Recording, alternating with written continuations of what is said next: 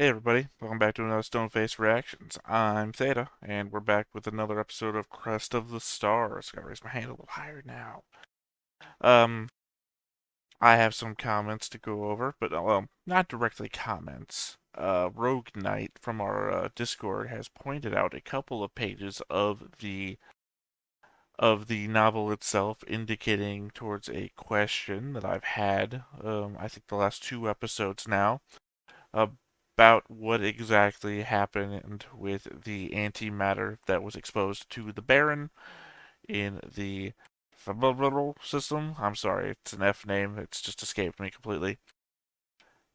And in it, it seems like the answer there is radiation, which I believe Rogue Knight themselves has pointed out to be the most clear read of that situation. But additionally, I would like to point out that reading those sections of the novel indicates to me some clear differences in how the show is handled versus how the novel is handled.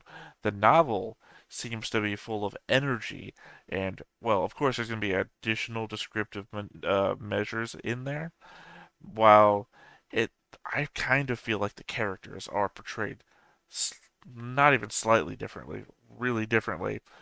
There is an energy to Jinto and the way that he's upset in the course of time just after Lafiel basically kills the Baron with her antimatter ejection that feels like Jinto is a lot more go with the flow in that moment in the anime, despite the fact that we know that he's upset and cannot seem to put that out there into the world.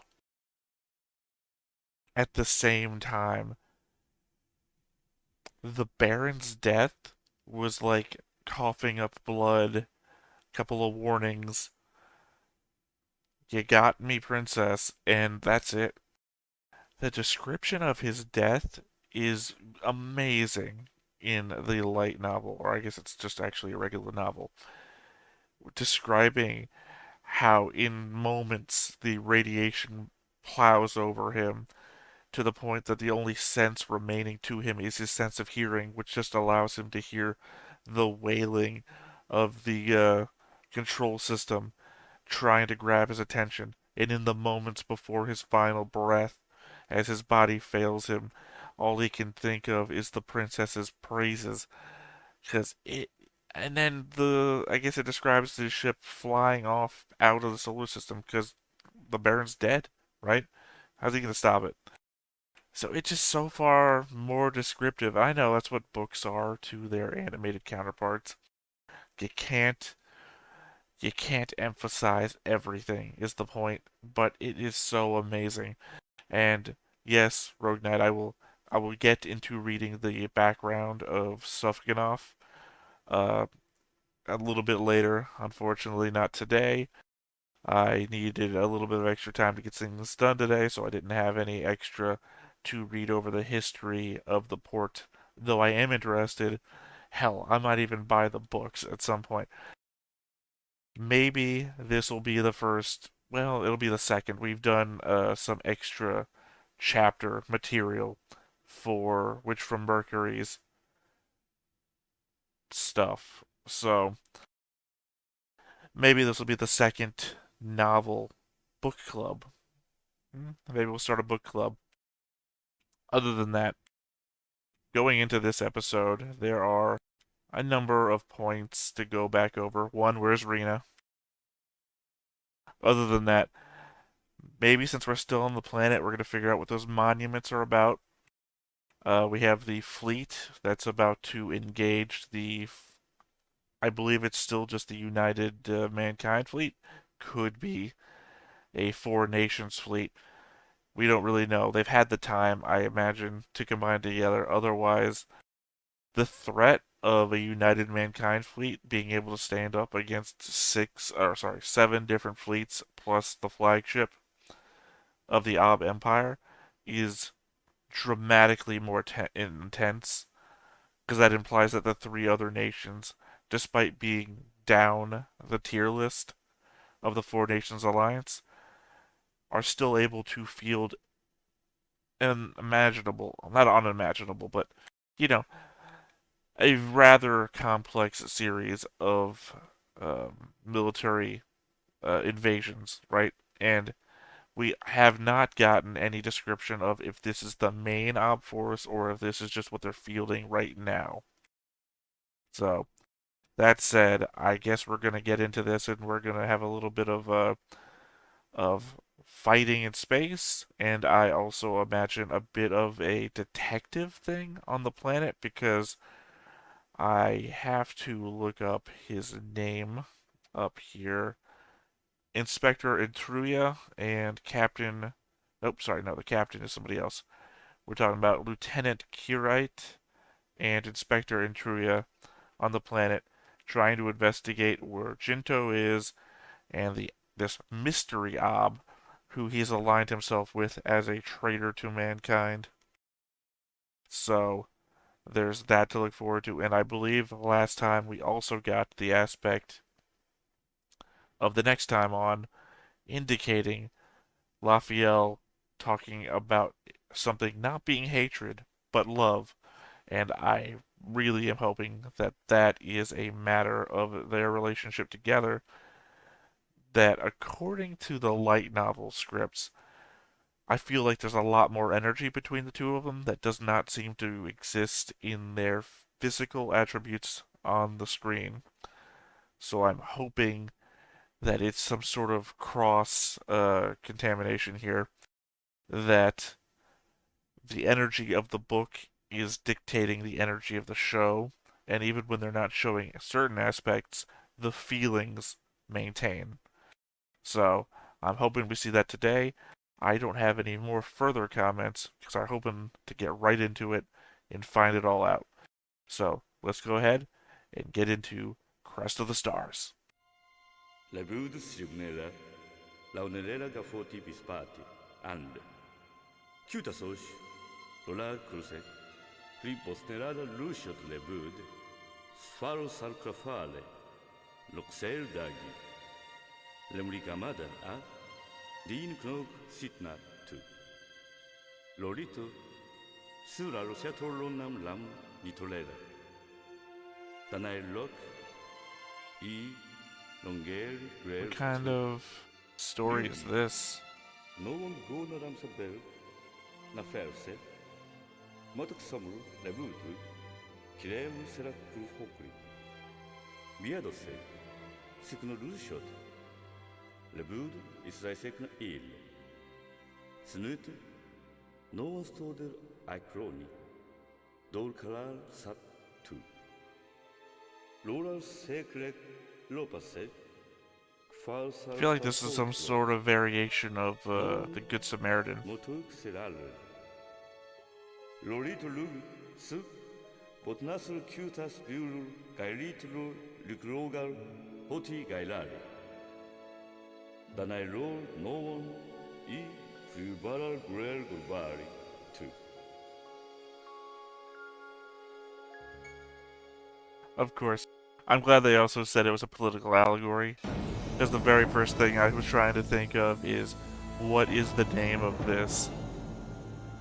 Like, isn't the story of the Good Samaritan itself an allegory, right?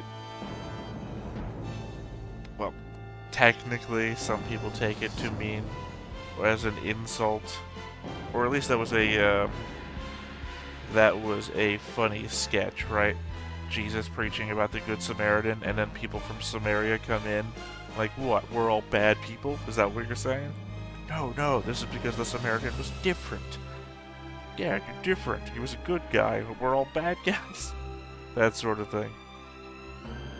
So I guess it is a good note to make later when we do the notes about whatever planet that was.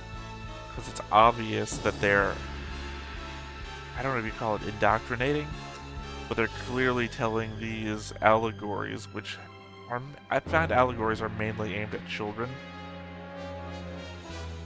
You know, kind of like fables and whatnot, to teach them certain lessons that you want to stick with them throughout the rest of their lives, right? and they're teaching them that the united mankind is not a force for good, or at least that they're haughty, I would say, versus that they teach that the Ab are willing to do everything when asked.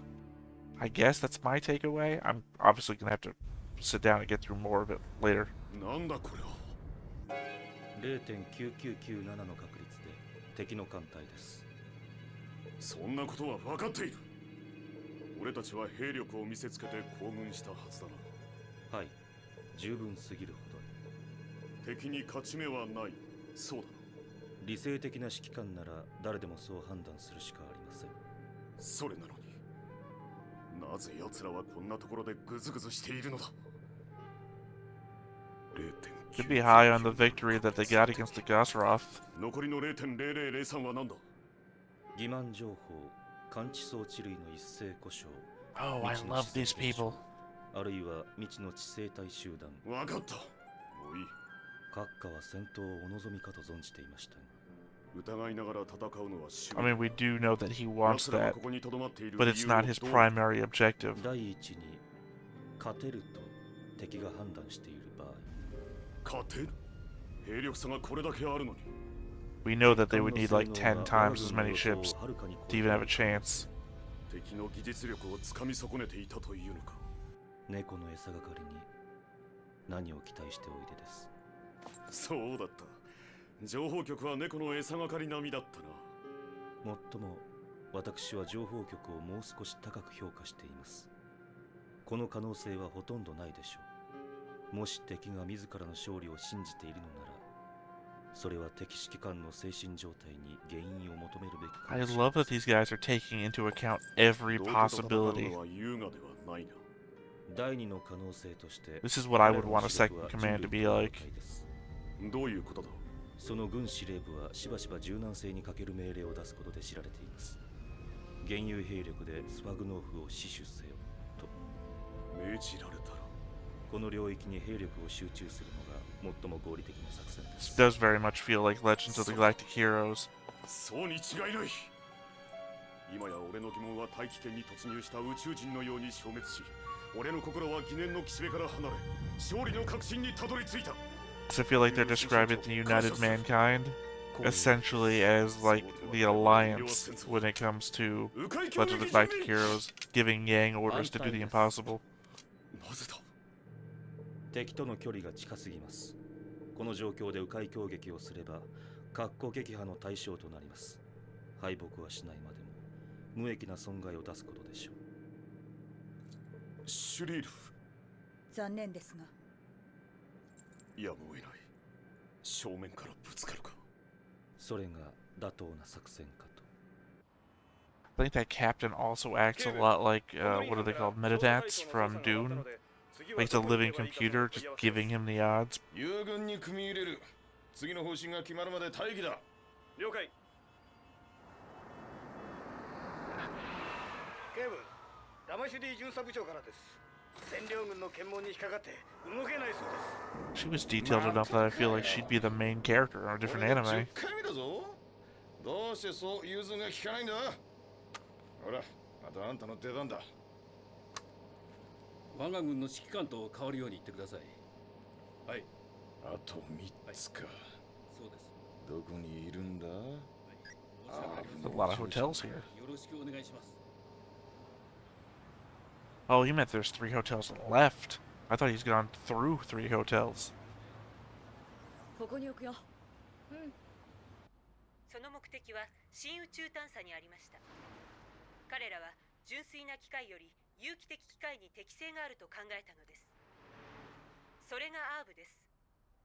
つまりアーブは人間ではないのです。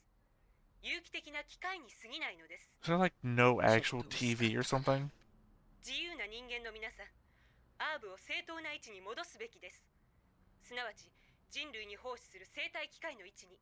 Welcome to the propaganda channel. Propaganda all day, every day. 今のは嘘じゃないぞ。我らの祖先が生態機械として作られたのは本当のことだ。そなたは知らなかったのか？知らなかった。そうか。我らはそのことを話したりしないからな。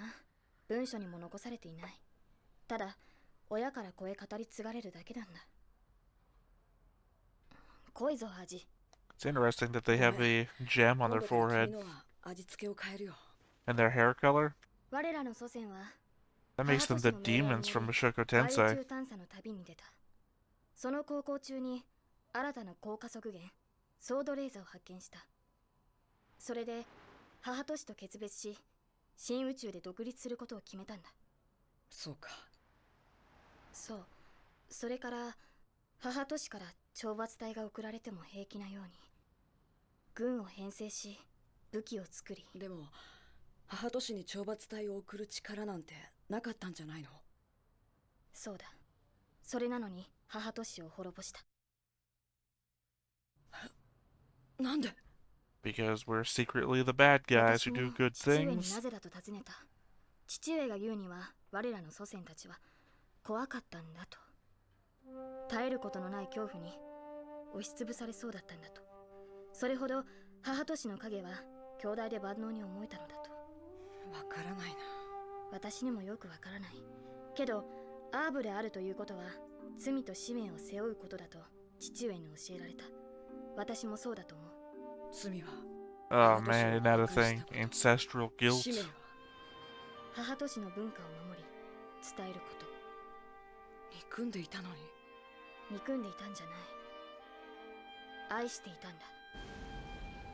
宇宙に散った残骸を目にして我らの祖先はそう悟ったんだ。 Well, not what I wanted that to be from. 私はもう眠る。 I appreciate that Lafiel is sharing with him, 何？アーブになるのが嫌になったか。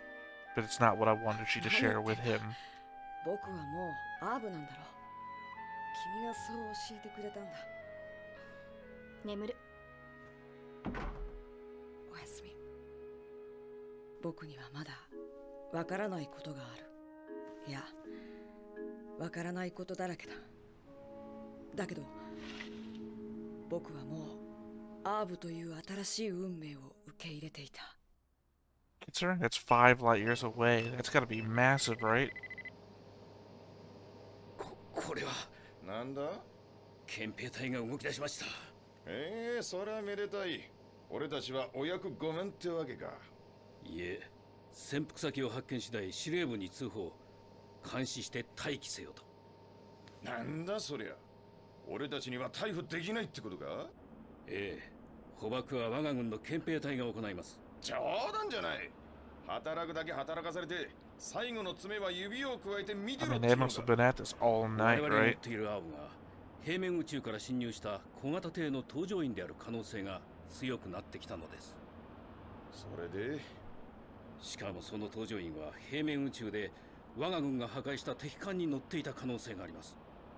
だとすれば Oh, so he 重 does 要 know な that 情 they 報を destroyed 持っ it. ているかもしれません。重要な情報って？私は知りません。知っていたとしても言うわけにはいきません。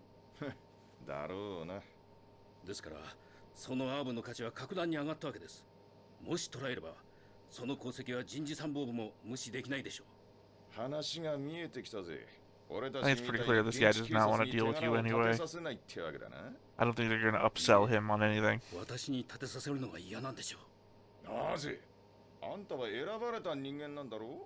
その若さで大殿なんだから。う。若い。私が？警部、私をいくつだと思います？ Does this go along with that thing that I said last time that Lafiel's 16 might not be Jinto's 15? 無駄な抵抗はよせ。誰なんだあんたたち。警官に見えないか？警官。もう一人女がいるだろう。 I appreciate that the element of Jinto asking dumb questions continues to be a plot point. おい、寝室を見てこい。やめろ。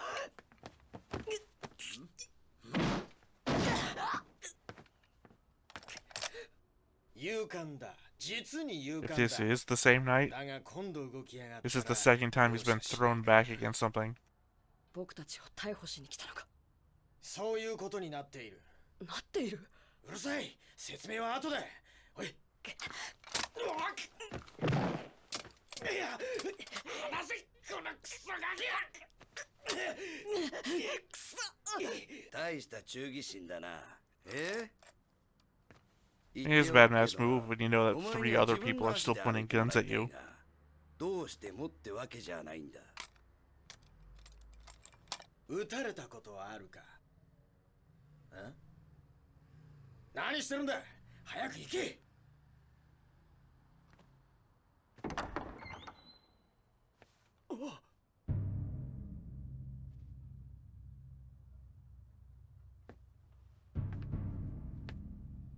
Ooh, what's going on? She had 2 guns, right?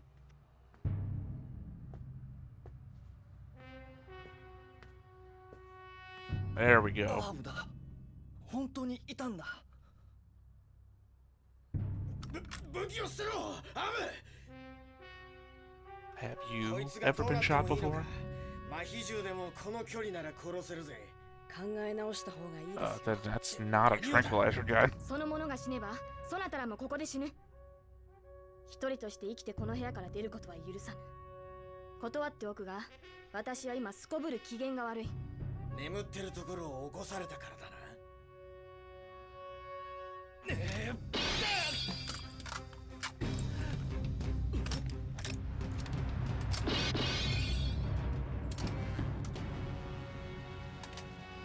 撃つな。私は何もしていない。よ I かった feel like these guys 考 said え直してくれて。 they really do exist. They must believe that the Alb is some sort of mystical creature that can do anything to them that they would know about. あなたは。まったくドジなんだから、あんたたちは。客室係じゃなかったのか。そうよ。私が指導者マルカ。反帝国クラスビュール戦線の構成員よ。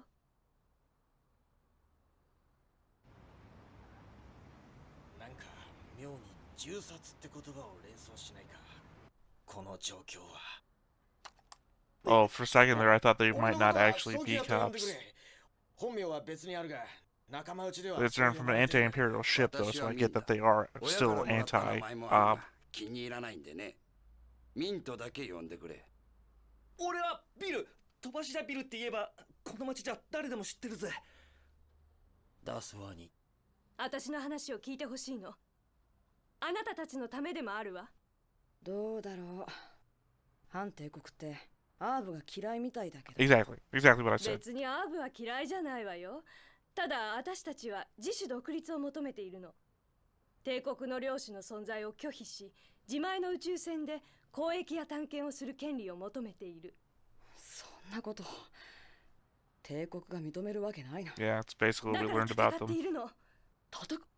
帝国と。なんと戦ってると思ったの？いや、それでどう僕たちのためになってくれるの？お前たちに人質になってほしいんだ。ジント、もう行こう。 I mean, against who? 待って。 Everyone wants them as このままじゃあ hostages. なたたち捕まるわよ。私たちならあなたたちを隠しておいてあげられる。アーブが戻ってくるまで。それはありがたいね。でもどうして君たちが？取引に使うためさ。黙ってあんたは。でもそうなの。そのお嬢さんの身柄と交換に帝国と交渉したいのよ。そんなことは無理 The だ。 Empire doesn't even run the system right now. じゃあ Who 条 are you 件 gonna を出す。 negotiate with? 人質が条件だって？いいわよ。まず武器は渡さない。武装した人質だって？黙ってなさいってば。それと僕と彼女はいつも一緒に行動する。わかったわ。じゃあ支度していこう。 I guess they imply that they're from a ship. 子供扱いするでない。 If they're from a ship, that might be a way to get back into space. 存在すぎやしねえか。本当にお月と貴族のお嬢ちゃんなのか。演技よ。大したもんだわ。でも君たちは帝国がここを回復するのを前提にしてるよね。もし帝国が戻ってこなかったらどうするつもり？アーブがやられっぱなしですっ込んでるだって？こいつは今年聞いた中じゃ最高に突拍子もない意見だな。まったく葬儀屋の言う通り。 Yeah, just Jinto doesn't know. 来ている。全艦展開完了。若ペール完全停止状態で待機中。イールデーフ隊列揃いました。中根進路。 I mean, we're hoping for an ob victory, so 敵時空砲分離。0.9996 の確率で確率はいい。敵の機雷軍です。分かっている。始まったな。はい。防御機雷戦開始。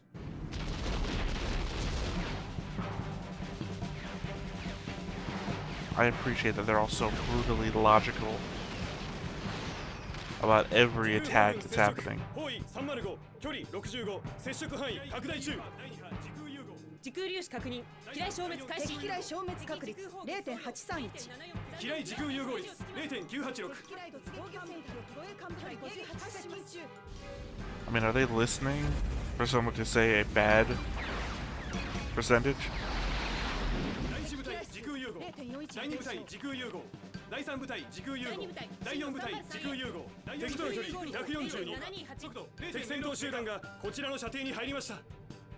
よし、機雷の目標を敵戦闘集団に変更しろ。機雷目標を変更。敵戦闘集団。初見入力。 It is a reused shot, but I talked over it the first time, so we'll let it be.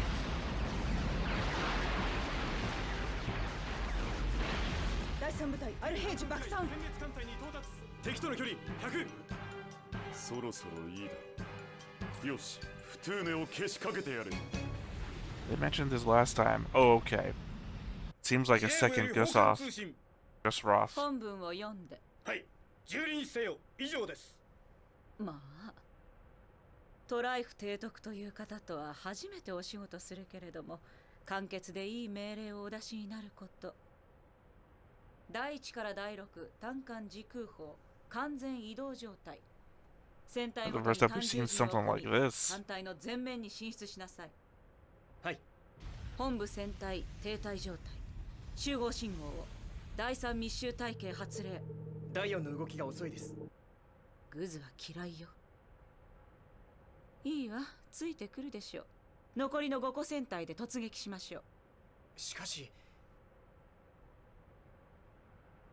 わかりました。艦長に伝えるのよ。 Ah, shit. I just 完 thought 全移動状態。 I did not check her ears. 信号、我に続けを Never 継 mind. 続発信。 I thought she might have been from one of the other royal families, but she got regular ears.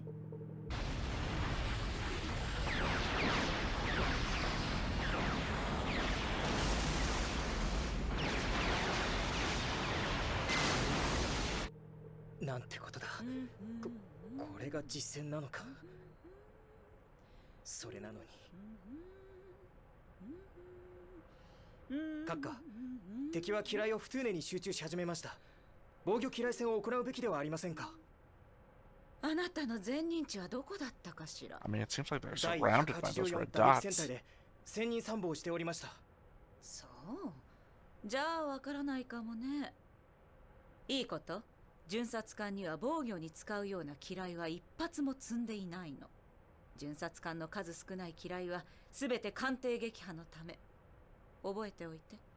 しかしも何もないわ。 I mean, that's what we 巡 noticed 察 with the 艦がこの Gusroth. 程度の雷撃でオタオタしていてどう They す used る。 everything for attack or training. 私たちはフトゥーネなのよ。第一戦隊巡察艦九竜ビルシより交換通信。我大破せり。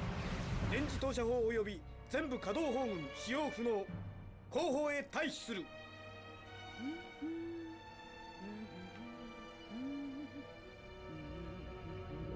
敵戦闘集団回避行動に入り Why ま are し you た。 humming, though? 追いますか。あなたバカなの？それともバカのふりをしてるの？失礼しました。私は聞いてる。どっち？そのバカのふりをいたしました。どうしてそんなことしたの？それ I feel は like these two kind of have a Lafiel 上 Jinto 官が relationship. バカかどうか確かめようとしたわけね。いえ、そんな。じゃあ何？失礼いたしました。閣下のご推察の通りです。それなら今回に限り許してあげる。でも二度となさらないでね。今度なさったらいびってやるから。肝に銘じます。進路はこのまま保持。私たちの目標は戦列艦のみ。護衛艦なんて雑魚は後の方たちのために取っておいてあげなさい。 There's a clear difference between how she acts and how Lexu acted. 突っ込んでなんかいなかった。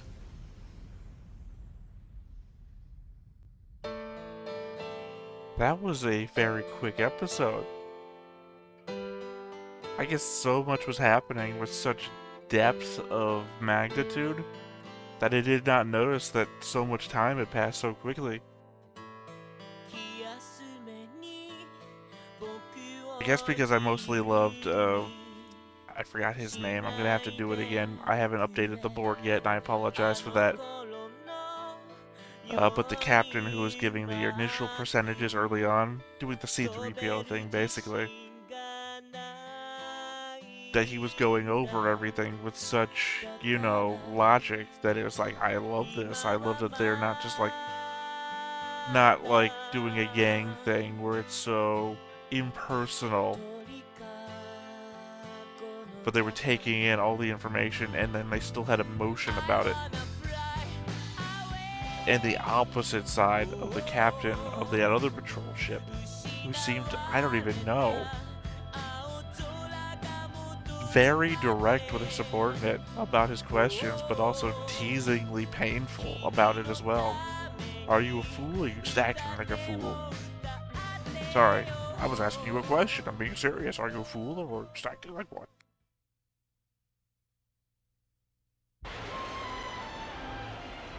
そろそろ敵戦列艦隊が目の前よ。ぐずぐずしていると美味しいとこをみんな不通ねに持っていかれるぞ。急げ。行き止まり。私たちは舞踏の女神フトゥーネ。いかにうまく踊れる Okay, か so 見 it せ has て a あげ meaning. なさい。 That's good to know.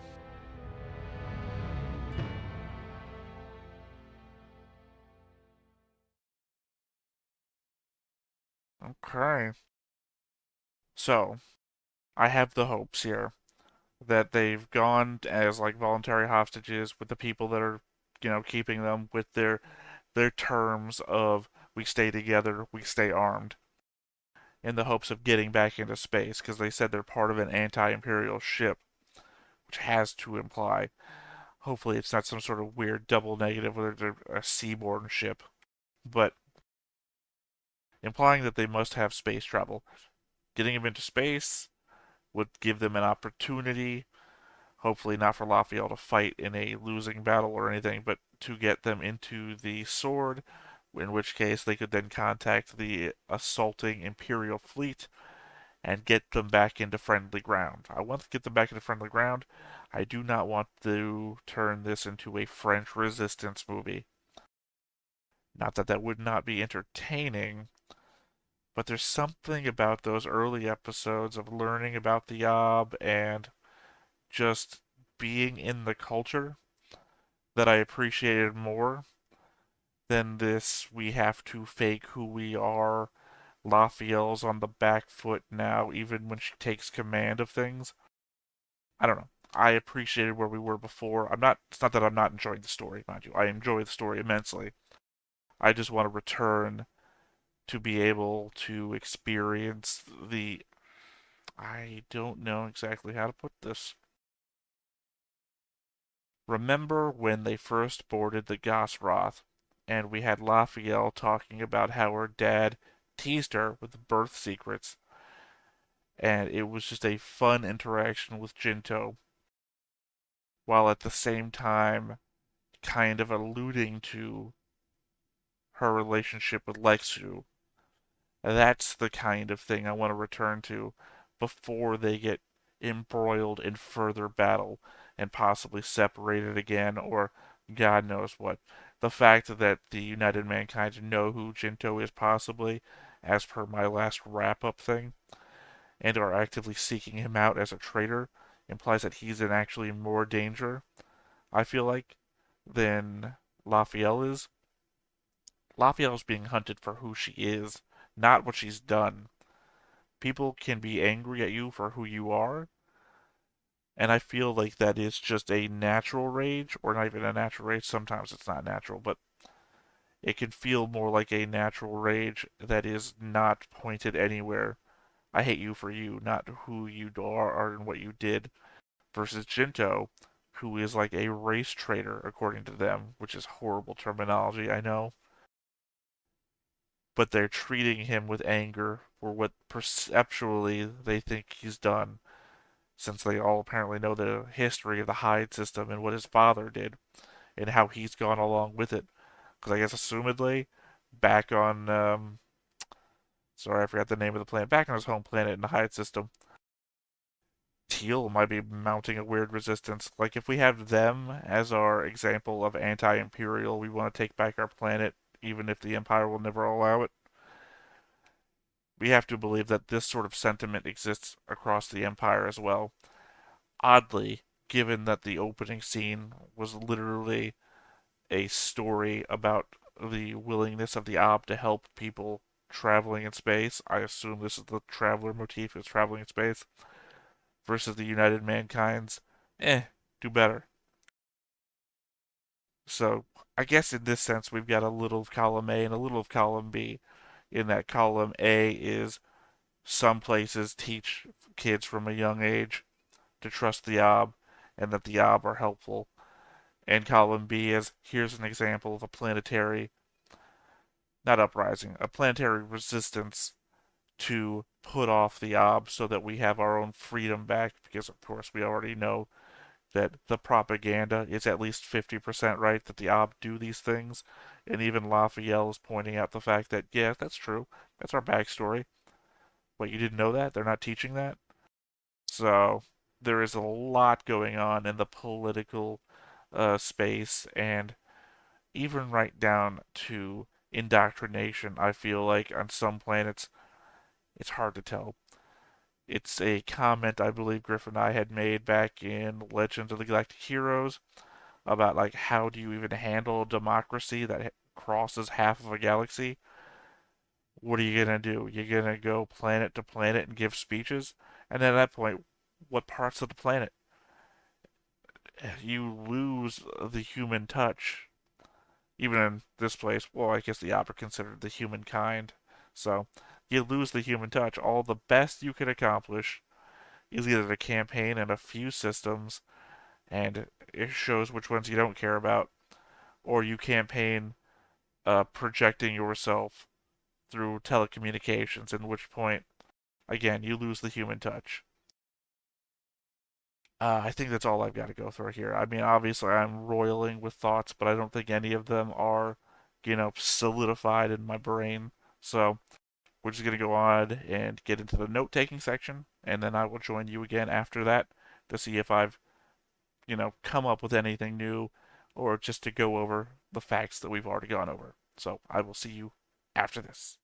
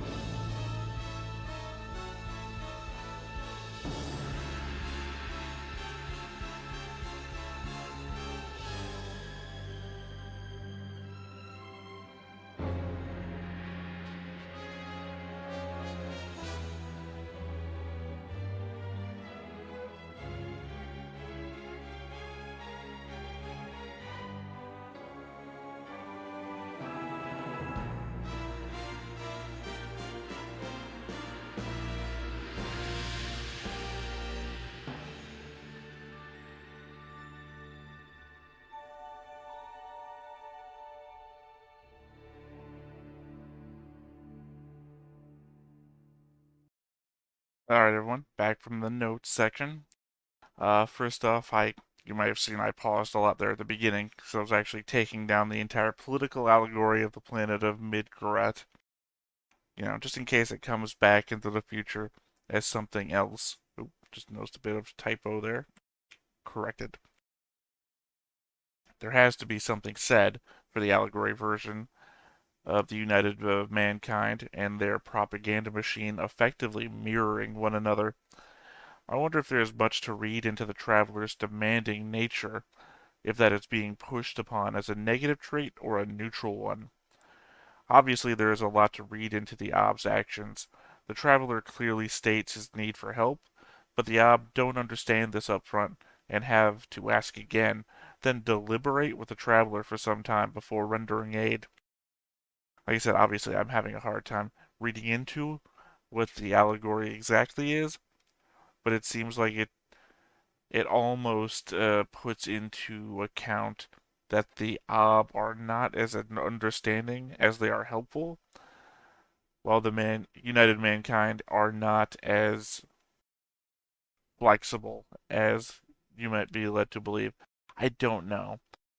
The fact that the United Mankind's message in the allegory is so clearly the fact that their propaganda on the world that we're seeing in the same episode, it's just unending. That they lecture, well, just like the allegory says, at length without seeming to help. That's just the first thing. I really enjoyed the statistical breakdown of the situation from the commander's staff. It goes a long way to imply that probabilities are being thrown out at taking the most extreme scenarios as possibilities. Essentially, when they say that their odds of success are high, they mean it with cold, hard logic and math. I mean, like he says, what is the point three? And it's very much just an out there possibility, but he's including it in the math of how they could lose. So I trust it more. The most recent shows that we've watched here on the channel that I feel are comparable to the OBS breakdown of the United Mankind's command structure are, as I said during the reaction, Legend of the Galactic Heroes, specifically when it comes to the commands a gang gets through the first season to accomplish the impossible with as few resources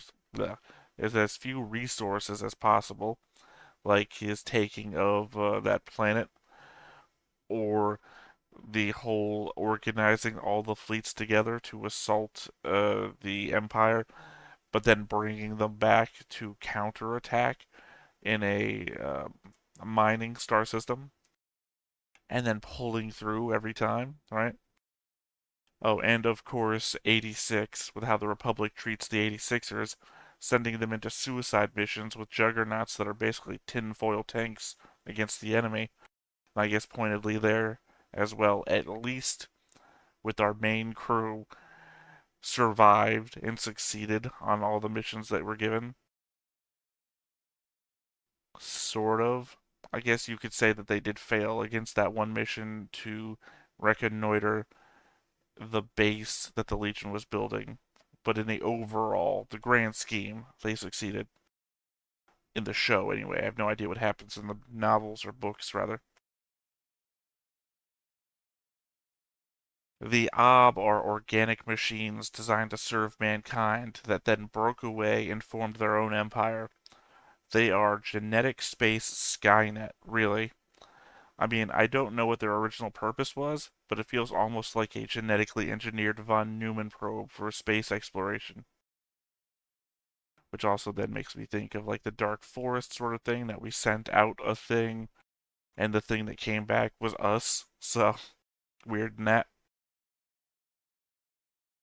I guess as a matter of difference in Jinto and Lafiel's tastes, Jinto says he should have added more salt to the stew. Lafiel thinks it's too salty. Not really a major thing, I just thought it was funny.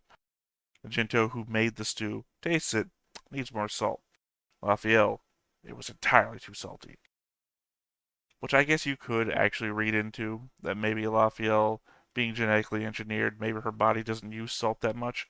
Maybe she doesn't even sweat, which means she doesn't like exude salt. Whereas Jinto is just a normal Terran. A lander, if you will. I don't know. That the Ob feared retaliation from their creators so much that they destroyed the fortress that housed them, despite the fact that the fortress didn't have the resources to attack them in the first place. Sounds like the plot of a sci-fi series that escapes me at the moment. Yes, I wrote down that I don't remember the thing that I'm trying to reference. It's unfortunate, but maybe you in the audience will, even remotely understand what I'm talking about and be able to tell me what it was. It very much contained the message about seeking peaceful resolution before resulting in blind aggression. I appreciate that Lafiel's father pushes the idea that they must carry their original sin on their shoulders, as itself carries the message of learning the lessons of those that came before, and not to make the same mistakes. I'll admit that I don't fully understand the message given in the mission of spreading and protecting the culture of the Mother Fortress. Lafiel says that they loved it, and at the end of the day, they were also fearful of it, that they destroyed it. I guess it's unhelpful that the image showing that love is an emotionless Ob staring at a viewport, but I can only think that the closest example, to my mind, would be a colony that breaks away from its home country and then fights for its independence out of a perceived grievance, and not the loss of love for its home. I mean, the obvious real world example is right there, but I think I'd go with a sci fi example of Babylon 5, where the station breaks away from Earthdome, not out of hatred or self aggrandizement, but out of protest for the place that they love turning into something that it never was. Not 100% on point, but I think you Babylon 5 fans would get me.